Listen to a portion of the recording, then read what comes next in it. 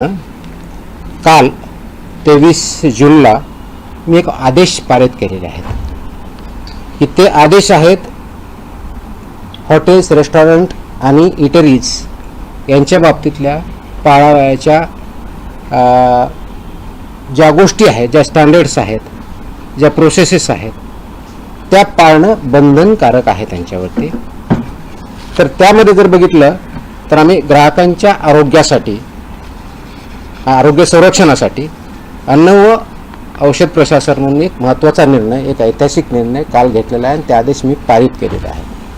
ते काय आदेश आहे तर कंप्लायन्स ह्या इंडस्ट्रीनं, म्हणजे हॉटेल्स, रेस्टॉरंट, इटरीज हे जे आहे यांनी करायचे आहेत आणि त्यांचं एन्फोर्समेंट आपल्या मशिनरीमार्फत, म्हणजे आपली जी यंत्रणा आहे त्यांच्यामार्फत करायचं आहे. तर हे करण्यासाठी सुरक्षित अन्न, स्वच्छ आस्थापना आणि जबाबदार अन्न व्यवसाय यांच्या बाबतीत आपण काही आदेश पारित केलेले आहेत. ते सर्वात महत्त्वाचं म्हणजे काय तर ते जे रेग्युलेशन्स आहेत ते रेग्युलेशन्स इम्प्लिमेंट करणं गरजेचं आहे. ते कोणते रेग्युलेशन्स आहे तर पहिला आहे रजिस्ट्रेशन, अन्न व सुरक्षा मानके, अन्न व्यवसायाचे परवाने व नोंदणी 2011चे रेग्युलेशन्स आहे. तर याच्या बाबतीत मोस्टली बऱ्यापैकी रजिस्ट्रेशन झालेलं आहे किंवा लायसन्स झालं. रजिस्ट्रेशन म्हणजे ज्यांचा टर्नओव्हर 1.5 कोटीच्या आत आहे तोपर्यंत रजिस्ट्रेशन, त्याच्यावरचे लायसन्सेस असतात. त्याचं इम्प्लिमेंटेशन काही प्रमाणात म्हणजे मोठ्या प्रमाणात झालेलं आहे.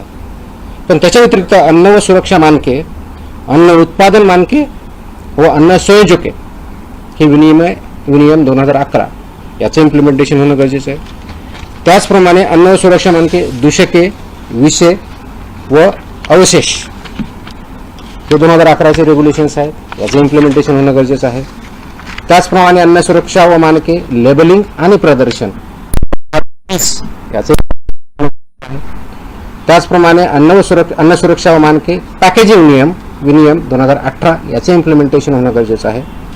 आणि त्याचबरोबर शाळेतल्या मुलांसाठी जे सुरक्षित अन्न व संतुलित आहार नियम 2020 आहेत हे सुद्धा इम्प्लिमेंट होणं गरजेचं आहे.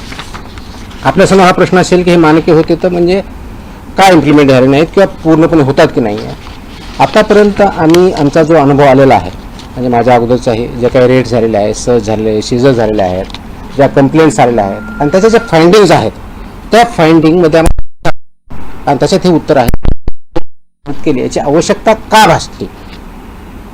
कदाचित इंडियामध्ये आपण फर्स्ट असू, मला माहीत नाही बाकीच्या राज्यांनी केलेलं नाही, की मोस्टली मला जे आहेत असे आदेश मला बघायला भेटलेले नाही आहेत. कदाचित असेल किंवा दुसऱ्यांनी केले असेल. तर याची आवश्यकता यासाठी पाहिली की ज्या आम्ही राबवलेल्या तपासण्या आहेत, विशेष मोहिमा आहेत, सर्वेक्षण आहेत आणि अंमलबजावणी या कार्यामध्ये आम्हाला गंभीर त्रुटी या आस्थापनामध्ये आढळलेल्या आहेत. जसे की अस्वच्छ व आरोग्यास अपायकारक परिस्थितीत अन्न तयार करणे, दुसरं वापरलेल्या खाद्यतेलाचा परत पुनर्वापर करणे, वैद्यकीय तपासणी नसलेल्या कर्मचाऱ्यांकडून अन्न पडताळणी करणे, तापमान नियंत्रणातल्या त्रुटी ह्या असणे, कारण तापमान आपण ज्यावेळेस कळतो त्याच्यामध्ये काही स्टँडर्ड्स ठरलेले आहेत. अन्न दर्जाहीन साहित्यामध्ये अन्न पदार्थाचे पॅकेजिंग करणे, ग्राहकांना सुरक्षित पाणी उपलब्ध न करून देणे आणि विविध अन्न सुरक्षा नियमांचे उल्लंघन करणे, ह्या मेजर त्रुटी आम्हाला त्याच्यामध्ये आढळल्या आहेत. आणि ह्या त्रुटी ह्या जे स्टँडर्ड्स आहेत याचं उल्लंघन करणारे आहेत आणि म्हणून परत आपल्याला त्याचे आदेश काढून ते इम्प्लिमेंट करण्याच्या दृष्टिकोनातून हे काल आम्ही 23 जून रोजी हे आदेश पारित केलेले आहेत. ती कॉपी आपल्याला मी आता देईलच, अवेलेबल आहे, आपण देऊयात. हे आदेश कुणाकुणाला लागू होणार आहेत हा पुढचा प्रश्न आहे. तर सर्व hotels and restaurant, all without exception, सर्व हॉटेल्स अँड रेस्टॉरंट, उपहारगृहे व ढाबे, कॅन्टीन्स आणि कॅफेटेरिया, बेकरीज आणि मिठाईवाले शॉप किंवा sweet shops, catering units, food caterers, juice bars, cloud kitchens, dark kitchens, central kitchens, साखळी उपहारगृहे, ई कॉमर्स आणि ऑनलाईन फूड डिलिव्हरी प्लॅटफॉर्म इत्यादी सर्वांना हे लागू होणारे आदेश आहेत. म्हणजे ज्या ज्या ठिकाणी फूड प्रोसेसिंग होऊन लोकांना खाद्यासाठी पुरवलं जातं त्या सगळ्या इस्टॅब्लिशमेंट याच्यामध्ये येतात. आता याच्यामधल्या मेन तरतुदी काय आहे तर पहिलं तरतूद आहे की परवाना किंवा लायसन्स हे मॅन्डेटरी आहे, ते त्यांनी घ्यावं. त्याच्याशिवाय त्यांना कोणत्याही परिस्थितीत रेस्टॉरंट किंवा हॉटेल हे चालवता येणार नाही. त्याच्या तरतुदी पेनॉल्टीज आहेत, त्या पेनॉल्टीसुद्धा सिव्हिअरला आता इथून पुढे वापरल्या जातील. त्याच्यामध्ये अगदी 10 लाख विदाउट परमिशन चालू एखादी एस्टॅब्लिशमेंट असेल तर 10 लाखापर्यंत दंड आहे, परत प्रॉसिक्युशन आहे. ह्या सगळ्या गोष्टीचा आपण वापर करणार आहोत. दुसरा जो आहे, स्वच्छता आणि आरोग्य मानकाचे कठोर पालन करणं गरजेचं आहे, ज्यामध्ये शेड्यूल 4 किंवा अनुसूचित 4 हे जे आहे याच्यामध्ये स्वच्छता आणि आरोग्यविषयी मानकांचे काटेकोरपणे पालन करणं गरजेचं आहे. ते थोडक्यात मी डिटेलमध्ये सांगेन. कर्मचाऱ्यांची वैद्यकीय परीक्षा, तपासणी व प्रशिक्षण हे मॅन्डेटरी आहे. कारण जर कर्मचारी किंवा फूड हँडलर जर त्याला काही डिजीज असेल तर तो पास ऑन होऊ शकतो. म्हणून यासाठी मानकं ठरलेलं आहे. तर त्यांचं ॲन्युअल चेकअप झालं पाहिजे. त्याच्या पर्टिक्युलरली कोणत्या टेस्ट झाल्या पाहिजे ते आपण त्याच्यामध्ये मेन्शन केलेलं आहे. त्याचबरोबर सुरक्षित अन्न हाताळण्यासाठी स्पष्ट मानके जे आहे त्याच्यामध्ये कच्चे व शिजवलेले अन्न वेगवेगळे ठेवणे, फिफो तत्वाचं फर्स्ट इन फर्स्ट आउटचं प्रिन्सिपल पालन करणे, गरम व थंड अन्नासाठी निर्धारित तापमान राखणे, रंगसंकेतिक कापणी फळांचा वापर करणे, परवानाधारक पुरवठादाराकडून कच्चा माल खरेदी करणे. आता याच्यामध्ये की म्हणजे शेतकऱ्यांकडे दिलं तर तुमचा परवानगीधारक कुठं, तर त्याच्यामध्ये जी रिसीट असते त्याला सुद्धा आपण अग्रीमेंट याच्यामध्ये डेफिनेशनमध्ये काउंट केलं आहे. त्याच्यामुळे रिसीट इज, कारण याचा उद्देशच एवढा आहे की तो फूड किंवा रॉ मटेरियल कुठून आलं हे ट्रेस करता आलं पाहिजे, हा त्याच्या पाठीमागचा उद्देश आहे. त्याचबरोबर ग्राहकांसाठी मोफत पिण्यायोग्य पाणी पिण्याचं प्रोव्हाइड करणं, मोफत देणं अपेक्षित आहे. सुरक्षित पिण्याचे पाणी विनामूल्य उपलब्ध करून देणं बंधनकारक आहे. आमच्याकडे पिण्याचं नाही, फक्त बॉटल वॉटर आहे आणि ते पे विकत घ्यायला असं बंधनकारक करता येत नाही. इट विल बी व्हायलेशन आणि अशावेळी आम्ही कारवाई करणार आहोत. तसे आम्ही त्याच्यावरती बोर्ड लावा असं मी त्यांना सांगितलं आदेशामध्ये. त्यांना बोर्ड लावावे लागतील, त्याप्रमाणे करावं लागेल. आणि कुणी मागितलं त्यांना सांगावं लागेल की आमच्याकडे पोर्टेबल ड्रिंकेबल वॉटर आहे, ते तुम्ही पिऊ शकता. त्याच्यानंतर त्यांनी डिमांड केली तर त्यांना द्यावं. It's optional, it's not compulsory. त्याच्यामुळं ही पहिली गोष्ट करायची आहे. त्याचबरोबर मेन्यू लेबलिंग आणि पोषणची माहिती ही मॅन्डेटरी आहे. मेन्यूवरती लेबल व्यवस्थित पाहिजे, त्याचं लेबलिंग व्यवस्थित पाहिजे. त्याच्यामध्ये उपाहारगृहांनी व केंद्रीय परवानगीधारक आस्थापने मेन्यूमध्ये कॅलरी माहिती, पोषण मूल्य आणि अलर्जन माहिती प्रदर्शन करणं बंधनकारक आहे. तसंच वर्तमानपत्र किंवा छापील कागदात अन्न देता येणार नाही, हे प्रोहिबिटेड आहे, ते त्यांना देता येणार नाही. त्याचं कारण असं की अन्नदर्जा हे साहित्य, वर्तमानपत्रे किंवा छापील कागदपत्र अन्नपदार्थ गुंडाळणे किंवा वाढणे यावर रेग्युलेशननुसार बंदी आहे. वापरलेल्या खाद्यतेलाचा पुनर्वापर करता येणार नाही, ते रियूज बऱ्याच वेळेस करतात. तर फसायच्या ज्या रुको गाईडलाईन आहेत, RUCO रुको गाईडलाईन्स आहेत, त्या गाईडलाईन्सचं इम्प्लिमेंटेशन करणं बंधनकारक आहे. आणि 25 TPO काय म्हणतात 20 पार्ट परमिशन त्याच्यावरती जर गेलं तर ते वापरता येत नाही. आता ठळकपणे आपल्या टेक्निकलच्या ऐवजी नॉर्मल भाषेत मिळायचं तर त्या तळताना किंवा तेल जे आहे हे ज्यावेळेस करतात त्यावेळेस फ्लेम्स येतात, तर ते 25% जास्त असतं. वास यायला लागला 25% वरता असतं. काळं दिसायला लागलं 25% वरता, विच इज डेंजरस. त्याचे प्रिव्हेंट ते वापरताच येत नाही. ते करण्यासाठी एजन्सीज आहेत, त्यांना ते सेल करायचं आणि त्यांनी ते मार्केटच्या बाहेर न्यायचं आहे. एकाने कोणतरी विकायचं, दुसऱ्याकडे वापरायचं किंवा दुसरा यूज करणार त्याला द्यायचं, हे याच्यामध्ये बंधनकारक आहे. त्याच्यामुळे रुको गाईडलाईनचं सुद्धा इम्प्लिमेंटेशन करणं अपेक्षित आहे. 9वी गोष्ट आहे की ऑनलाईन विक्री होणाऱ्या अन्नपदार्थाबाबत परवाना क्रमांक प्रत्येक ठिकाणी लागेल, कॅलरीची माहिती लागेल, अलर्जींची माहिती लागेल आणि जेवढे त्यांचे किचन असेल ते प्रत्येक किचनला इंडिव्हिज्युअल परवानग्या त्यांना घ्यावा लागेल. मोठ्या ज्या आस्थापना आहेत, पर्टिक्युलरली 50 करोडच्या वरच्या ज्यांच्या टर्नर आहे, त्यांनी फसाईच्या मान्यताप्राप्त ज्या संस्था यांच्यापर्यंत पासून हे ऑडिट बंधनकारक आहे, त्यांना ऑडिट करून घेणं.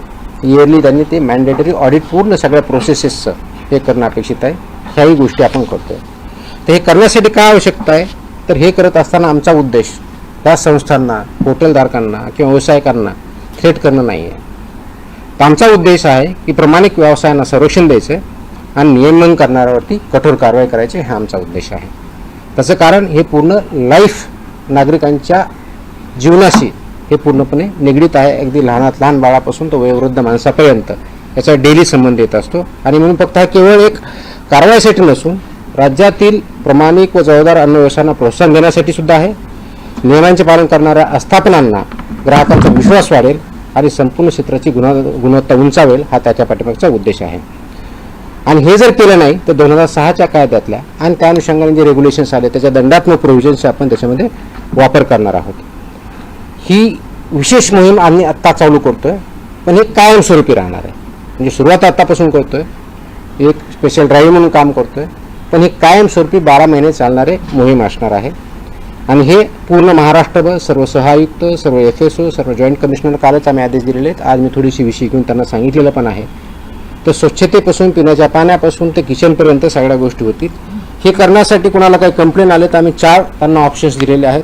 आपला जो टोल फ्री नंबर आहे तो दिलेला आहे, फसाईचा टोल नंबर दिलेला आहे, फॉस्कॉस मोबाईल ॲप आहे आणि संबंधित कार्यालयातसुद्धा किंवा मेलच्या माध्यमातून सुद्धा आपल्याला यामध्ये कंप्लेंट करता येईल ह्या दृष्टिकोन बघतोय.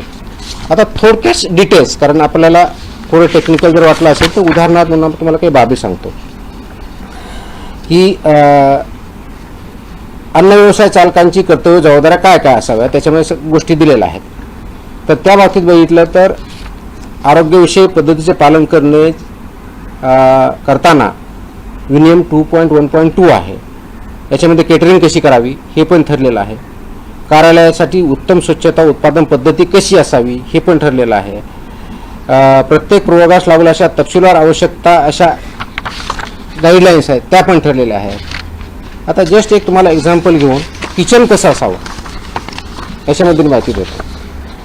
स्वयंपाकघर कसं असावं, सर्व अन्न तयार करण्यात येणाऱ्या ज्या आहेत त्या जागेच्या भिंती व फरशा ह्या टाईल्सच्या पाहिजेत. भिंत आणि फरशी म्हणजे खालची हे दोन्ही लागणार आहे. फक्त तुम्हाला खाली टाईल्स असून चालणार नाही, भिंतीला पण टाईल्स लागतात. त्या वॉशेबल असाव्या लागतात, कारण ते वॉश करता आलं पाहिजे. त्याच्यातून कोणत्याही प्रकारचं मिक्सर होणार नाही, अडल्चरेशन होणार नाही किंवा पॉयझनस सबस्टन्सेस जाणार नाही हे अपेक्षित आहे. ते अशोषक म्हणजे नॉन परमिएबल असावं, त्याच्यातून पाणी जाताना नाही हे बघावं लागणार आहे. त्याचबरोबर त्या धुण्यायोग्य असाव्यात हे असणं आहे. हे करताना पुरेशी हवा खेळती पाहिजे, तिथं यांत्रिक वायुविजन व निर्वातन प्रणाली बसवली पाहिजे, ज्याला एक्झॉस्ट आपण असं म्हणूयात. त्याचबरोबर एक्झॉस्ट चिमणी असणं अपेक्षित आहे किंवा होड खाली करावीत असेही अपेक्षित आहे.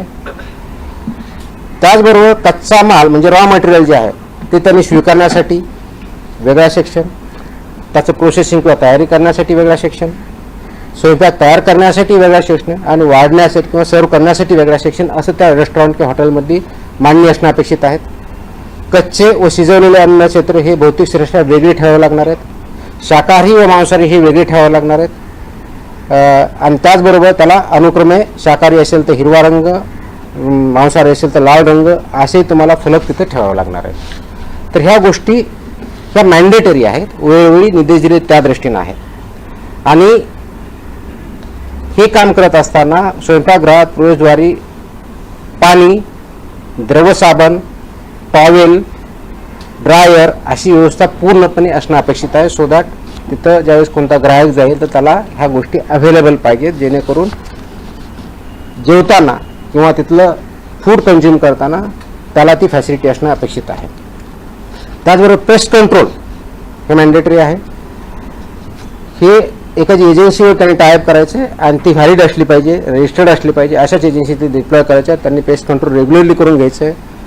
हे करत असताना कीटकमुक्त परिस्थिती राखण्यासाठी पुरेशा नियतकालिक अंतराने कीटक नियंत्रण म्हणजे पेस्ट कंट्रोलचे जे मेजर्स आहे ते करणं अपेक्षित आहे.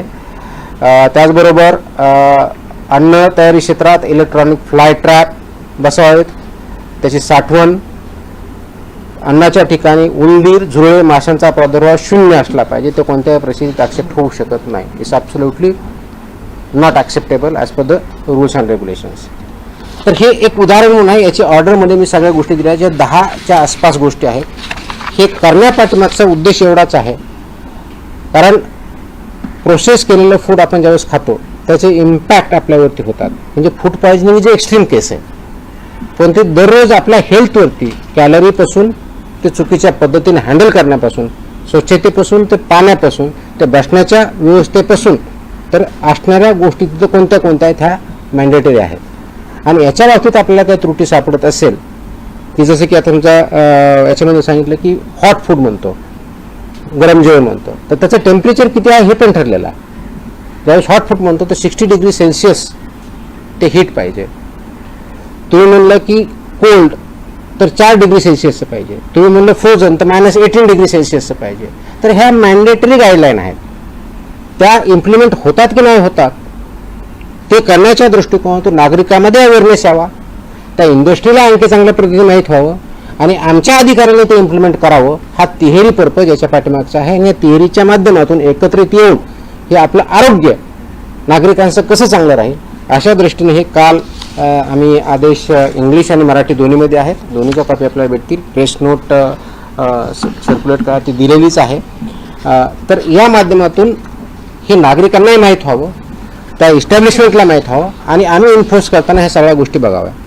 बऱ्याच वेळेस होतं की आमचे अधिकारी ज्यावेळेस जातात त्यावेळेस तिथला सॅम्पल घेतला जातो, सॅम्पलचा रिझल्ट आल्यानंतर आम्ही पुढची बघतो. पण फक्त सॅम्पल घेणं एवढ्यापुरतं मर्यादित राहायचं नाही, हे मी आदेश दिलेले आहेत की तिथे गेल्यानंतर हे जे टोटल 28 रेग्युलेशन त्याच्यापैकी 22 हे वेगवेगळ्या बाबतीत आहेत. जसे याच्या बाबतीत जवळजवळ 9 रेग्युलेशन्स मी सांगितले ह्या इंडस्ट्रीच्या बाबतीत. तर प्रत्येकाला more than 2 to 3 regulations compulsory आहेत, कारण रजिस्ट्रेशन कंपल्सरी आहे, बाकी स्वच्छतेच्या बाबतीतले आहेत.